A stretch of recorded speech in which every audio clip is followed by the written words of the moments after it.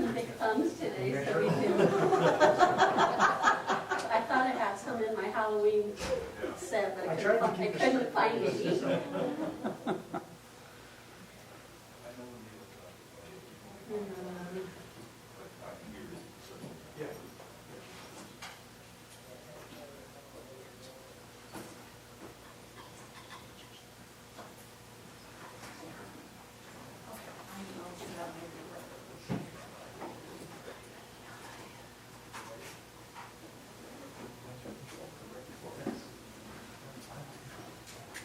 All rise. Come to order. The Second District Court of the State of Utah is now in session.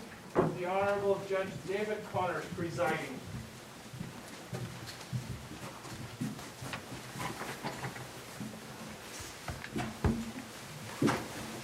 Please be seated.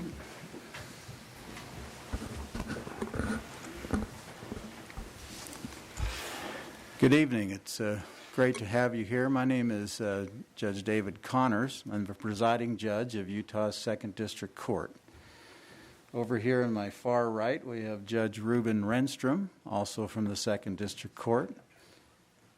We have Associate Presiding Judge Michael Dorita from Utah's Second District Court.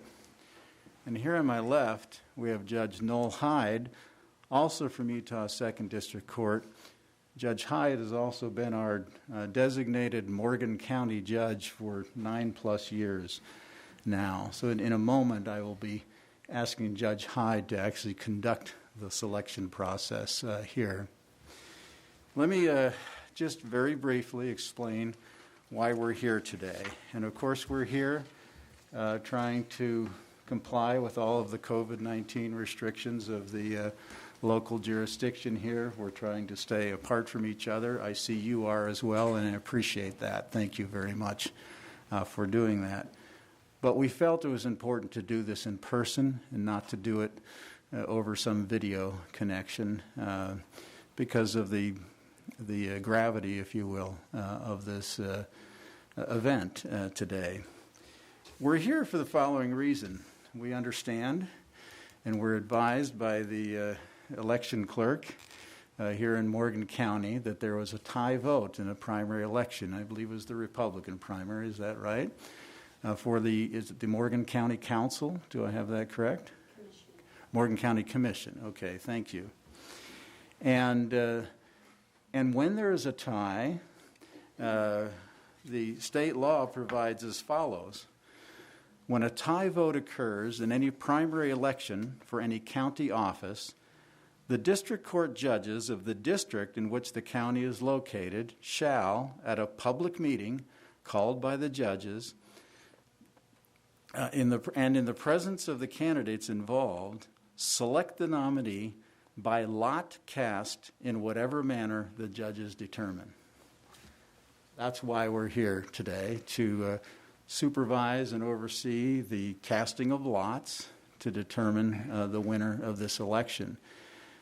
Now, the one good thing about this, and I think one of you may have noted it in a newspaper article last week, was what's happened here is the voters in this county have determined that both of you are qualified to serve and equally qualified in their minds to serve in this position. Sadly, only one of you can serve in the position, and so we've been called in by the clerk under state law to conduct this selection process.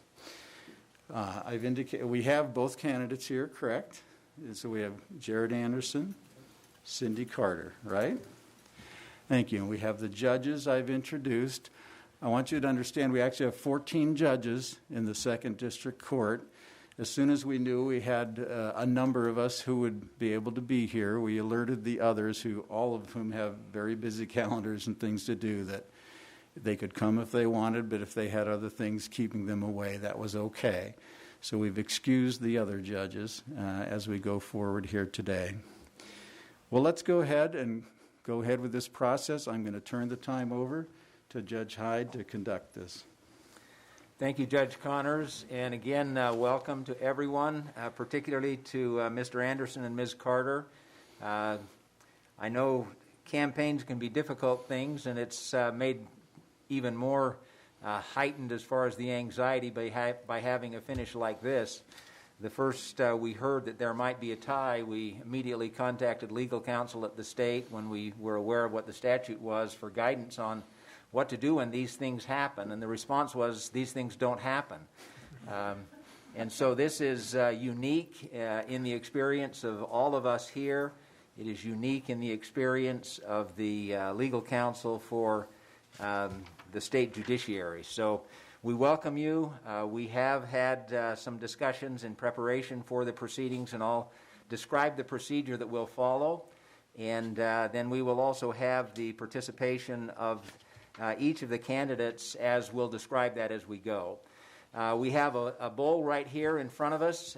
That will be the focal point of the casting of lots. We've also prepared individual cards, and I think there are 10 or so cards 15. with each 15 cards with each candidate, for each candidate. So there are 15 names for each candidate. I'm actually going to ask that the candidates go ahead and place their cards in the bowl so that you can verify that, in fact, there are an equal number of cards with the names that are indicated. And perhaps we could start that process, Ms. Carter, by having you come forward. Make sure that you've looked at that situation if you hadn't before. Verify that the equal number of names are there. We're going to ask the same thing of Mr. Anderson. Mr. Anderson and Ms. Carter, if you had a chance to take a look at those? 15 each.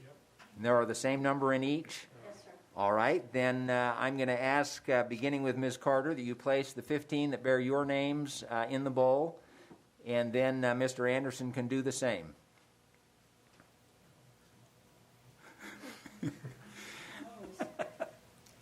Just going to do on the bowl.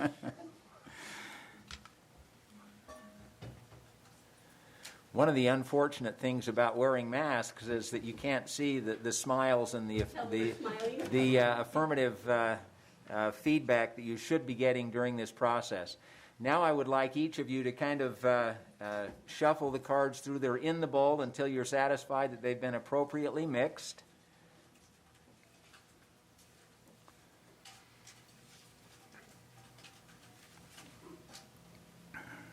And then you can go ahead and take your seats again, respectively, as soon as you're each satisfied that there are an equivalent number of names and they've been appropriately mixed up. Ms. Carter, are you satisfied that at least that part of the process is satisfactory for you at this point? Yes, and Mr. Anderson, are you also satisfied that to this point you're comfortable with the process that we're following? Yes, sir. All right. The next thing that we're going to do is ask Larry Webster, who is the trial court executive for the 2nd District Court, to come and get the bowl, and he will present the bowl raised so that we can't see what's in it to each of the judges, and each of the judges will select one slip of paper. They will place those pieces of paper face down in front of them on the counter until all 4 judges have selected a slip of paper and have placed it face down on the counter. After that, we will begin with Judge Renstrom on the far side to identify the names that appear on the slips of paper. They will be turned over left face up, and each of the judges is also going to place their initial and a date on the back of those slips to verify that was the slip that they turned over. And so that will be done in everyone's view. There are 4 of us here, which leaves open the possibility that we could have 2 of each of the names. In anticipation that there might be an even number of judges, we've also determined that in the event that we go through the 4 of us and we still have 2 and 2, we will ask the presiding judge, Judge Connors, to draw one additional name from the bowl, and that will be the determining tiebreaker. Is that acceptable as far as the procedure for proceedings, Ms. Carter? And Mr. Anderson, is that acceptable to you as well? All right. Then, Mr. Webster, if you would come forward. And Larry, I'm going to ask you to hold on just a minute because there's one thing I forgot to explain. Most of you know that we did have this scheduled earlier this week on Monday. Early Monday morning was when we found out that the deadline for the recount process had not yet expired and was not going to expire until Tuesday. And so the reason we had to postpone Mondays and come to today was to make sure the recount process had expired. And we do understand that now there is no longer a recount and there still is a tie. And you'll certify that to us, won't you, Stacy? Thank you. So it has been certified to us as a tie after the full recount process. And so now, Larry, if you'll go ahead and, yeah. Thank you.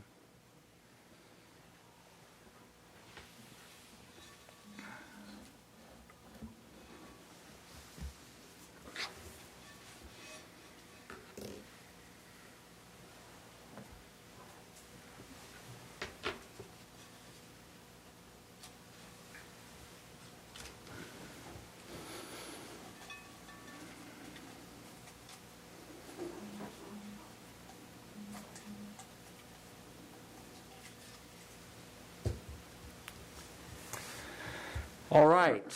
At this point, each of the judges now has a slip of paper that was placed in the bowl by the candidates, and we'll begin with Judge Renstrom on the far side. If you'll turn that over and reveal the name that's indicated on your slip of paper.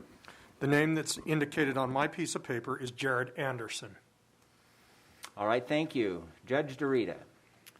The name that's indicated on the piece of paper that I drew out of the bowl is Cindy Carter. All right, then we'll go to Judge Connors. The card that I drew out is Jared Anderson. And then I will reveal mine. And the name on the card that I selected is Jared Anderson. As a result, it appears that by the casting of lots in the procedure that was determined by the court and discussed with the participation of the parties, the election tiebreaker goes to Jared Anderson, and significantly that still ultimately at the beginning was a tie. So that doesn't change that fact, but the resolution of the tiebreaker is that the election will go to Jared Anderson. So well, congratulations, Mr. Anderson, and certainly Ms. Carter to you as well. Congratulations to you. Thank you very much for your participation in the process. And I'll turn the time back over to our presiding judge to conclude our proceedings for today. Thank you. And just a reminder, this was a primary election, so of course there will be still an election in November as well. So again, we thank you all for being here. It's been a very unique and interesting process, and we appreciate the goodwill with which both parties came to this. And with that, we will adjourn this session of the 2nd District Court. Thank you. Dave, did you want us to read these here? Oh, yeah, we need to, judges, we need to have your initials. Oh, yes. Yeah, each of the judges should turn their papers with their initials and dates to the trial court executive, and they will be retained by the county clerk.